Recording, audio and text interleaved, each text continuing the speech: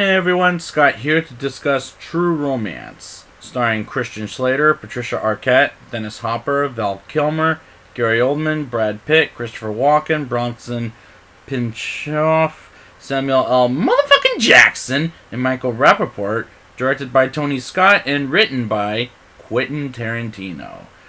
Now, this is the first written by Quentin Tarantino movie that I'm going to watch in his writing series, and I will talk about his other directing movies, but let's just get right to this movie. Let's just start on it.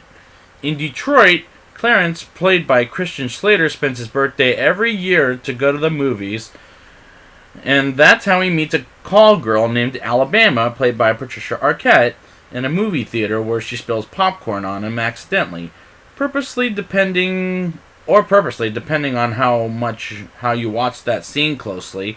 I personally thought it was on purpose because she was hired by Clarence's boss Lance, who owns a comic book store where he works at, and get him laid, and what's not part of the plan was they fell in love and get married on one night only.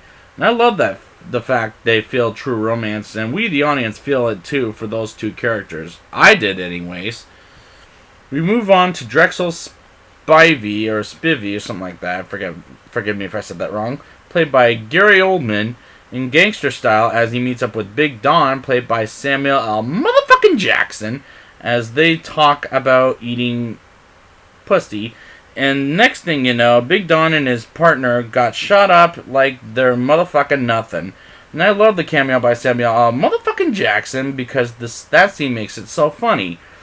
Clarence debates on whether he should shoot Alabama's boss Drexel or not, and he decides to grab her stuff and talks with Drexel about Alabama, and Drexel tells Clarence how he should be scared of him, and Clarence isn't afraid of him.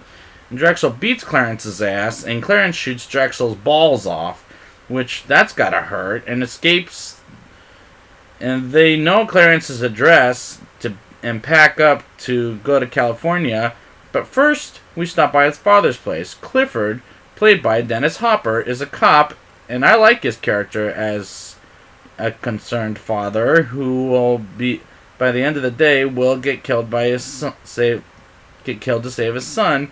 And the Drexel fight is pretty brutal, but I like the scene with Dennis Hopper.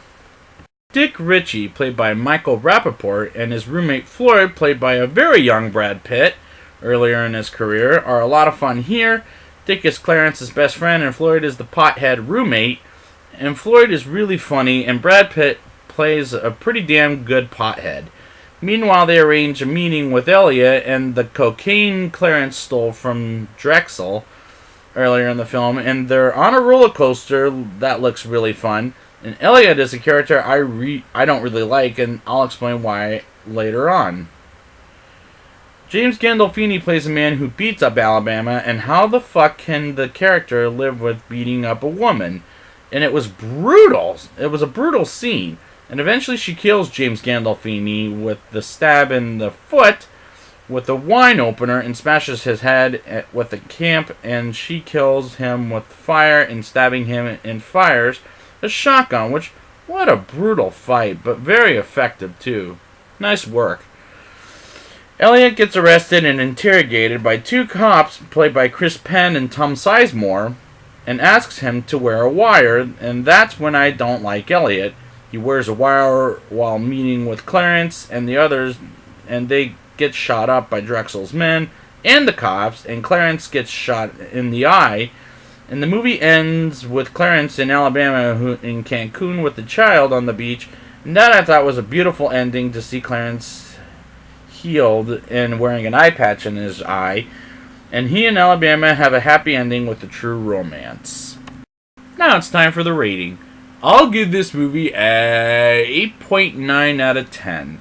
I love these characters except for Elliot, who annoys the shit out of me, but the two main characters have chemistry together. The cameos like James Gandolfini, Christopher Walken, and Samuel L. Motherfucking Jackson, and the story is very impressive.